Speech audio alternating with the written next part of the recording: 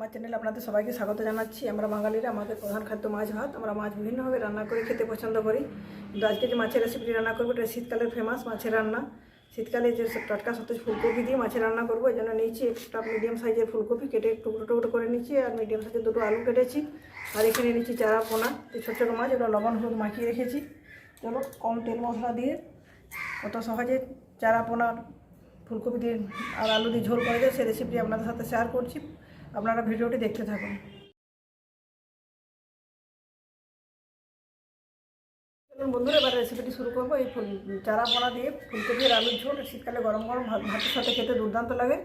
চলুন এবার রেসিপিটি শুরু করছি। আপনারা ধৈর্য ধরে প্রথম থেকে শেষ পর্যন্ত দেখতে থাকুন।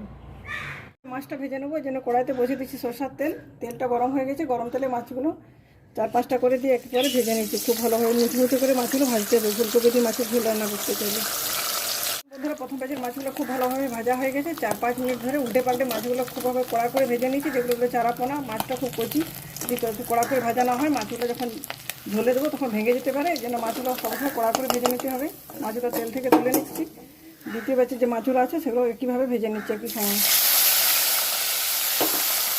দ্বিতীয় ব্যাচের মাছগুলো খুব ভালোভাবে মুচমুচে করে ভেজে নিচ্ছি। এগুলো তেল থেকে তুলে নিচ্ছি।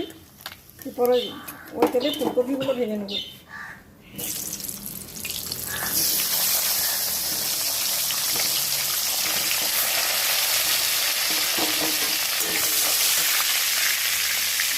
পরিমাণ মতো একটু লবণ, 1-3টে হলুদ গুঁড়ো, 4-5 মিনিট ধরে ভালোভাবে ভেজে নিচ্ছি। ফুলকপির টুকরোগুলো দেখুন অনেকটাই ভাজা হয়ে গেছে। আরও 2 মিনিট ধরে ভালোভাবে ভেজে নিচ্ছি, তাহলে ফুলকপিটা পুরোপুরি সেদ্ধ হয়ে যাবে। এবার একটু ঢাকা দিয়ে দিচ্ছি 2 মিনিটের মতো। ফুলকপির টুকরোগুলো আমার পুরোপুরি ভাজা হয়ে গেছে খুব ভালোভাবে। এগুলো আবার তেল থেকে তুলে নিচ্ছি।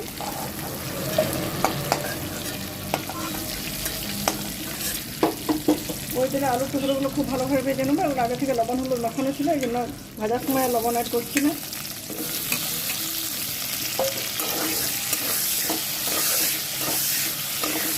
টুকরোগুলো 4-5 মিনিট ধরে খুব ভালোভাবে লাল লাল করে ভেজে নিয়েছি। টুকরোগুলো তেল থেকে তুলে নিচ্ছি।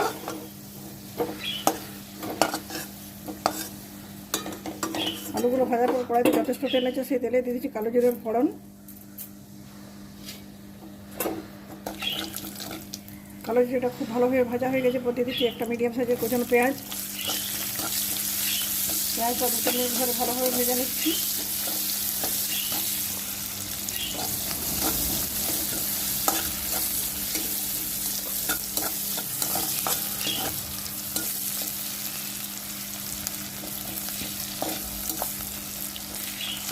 দিয়ে দিচ্ছি গ্রেট করা আদা।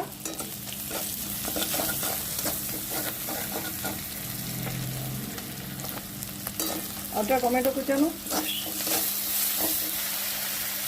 আর এখানে শুকনো লঙ্কা আর রসুন পেস্ট করেছি একসাথে। দিয়ে দিচ্ছি 1 চামচের মতো শুকনো লঙ্কা এবং রসুনের পেস্ট। সবটা খুব ভালোভাবে কষিয়ে নিচ্ছি।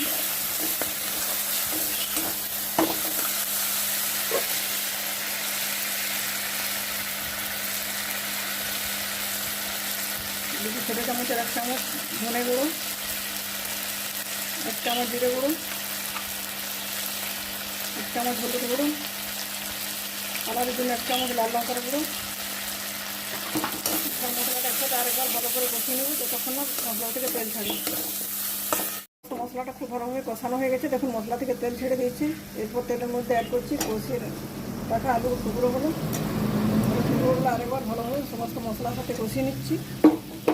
অ্যাড করছি 1/4 চামচ লবণ।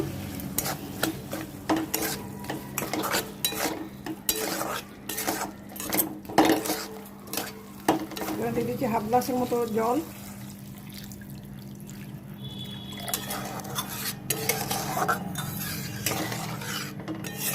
গ্যাসের ফ্লেমটা হাইতে দিয়ে দিচ্ছি। ঝোলটা যখন ফুটতে শুরু করবে তখন এর মধ্যে ভেজে রাখা ফুলকপির টুকরোগুলো অ্যাড করব।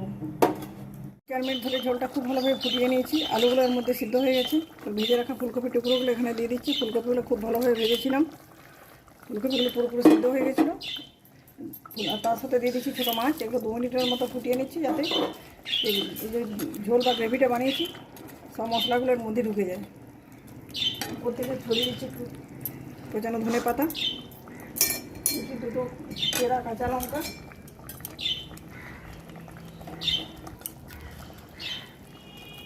2 মিনিট এইভাবে ফুটিয়ে নেওয়ার পর গ্যাসের ওভেনটা অফ করে দিচ্ছি। বন্ধুরা, ফুলকপি আর আলু দিয়ে চারা মাছের বা চারা পোনা মাছের ঝোল আমার রান্নাটা কমপ্লিট হয়ে গেছে। একটা বাটিতে আমি ট্রান্সফার করে নিয়েছি। এটা দেখতে যেরকম সুন্দর হয়েছে, খেতেও সেরকম অপূর্ব স্বাদের হবে। ভাতের সাথে খেতে তো দুর্দান্ত লাগে, শীতের দুপুরে রুটি দিয়েও খেতে পারেন। একটা কথা বলি, এই যে মাছ আমরা রান্না করছি এখন, আমরা চাইলে যে কোনো সময় বাজারে গিয়ে মাছ নিয়ে আসতে পারছি। এই রেসিপিটা আজকের নয়, এটা আমাদের দিদিমা ঠাকুমাদের আমল থেকে চলে আসছে। আমার মা, জেঠিমা, কাকিমারাও রান্না করেছে, কিন্তু সে সময় বাজারে এত পরিমাণে মাছ পাওয়া যেত না। মাছের পাওয়ারটা যেমন ছিল দুষ্কর, দোকানের পরিমাণ ছিল খুব কম, হাতে টাকা পয়সাও মানুষের ছিল না, বাজার ছিল অনেক দূরে। কিন্তু একটা জিনিস ছিল, তখন মানুষের যে পুকুরগুলো ছিল সেগুলো তাদের নিজেদের অধীনে থাকতো। সেই পুকুরগুলোতে প্রচুর পরিমাণে মাছ চাষ করা হতো। শীতের সময় বিশেষ করে মাছ ধরা হতো, আর বিশেষ কোনো উৎসব অনুষ্ঠানে। আরেকটা জিনিস ছিল, সে সময় প্রত্যেকের বাড়িতে একটা করে ডোবা থাকতো, যে বর্ষার জলে ডোবাগুলো ভরে গেলে সেই ডোবাতে প্রচুর পরিমাণে চারা মাছ ছেড়ে দেওয়া হতো। সেই মাছগুলো শীতের সময় বড় হয়ে যেত। যে ডোবায় মাছ শীতকাল এলে ডোবাতে প্রায় মাছ ধরা হতো। যে প্রত্যেকজনের ডোবাতে ধরা হতো তা না, একজনের ডোবাতে মাছ ধরলে সেটা তো 5টা 10টা ফ্যামিলির মধ্যে মাছ ভাগাভাগি করে খাওয়া হতো। বিনিময় প্রথাটা তখন খুব ভালো ছিল। তো বন্ধুরা, আমার এই রান্নাটা কীরকম লাগলো অবশ্যই কমেন্ট করে জানাবেন। ভালো লাগলে লাইক করবেন, প্রচুর শেয়ার করবেন। চ্যানেলে যদি নতুন বন্ধু হয়ে থাকেন, চ্যানেলটি অবশ্যই সাবস্ক্রাইব করে পাশে থাকা বেল বাটন অন করে দেবেন নতুন নতুন ইন্টারেস্টিং ভিডিওর আপডেট পাওয়ার জন্য। ধন্যবাদ।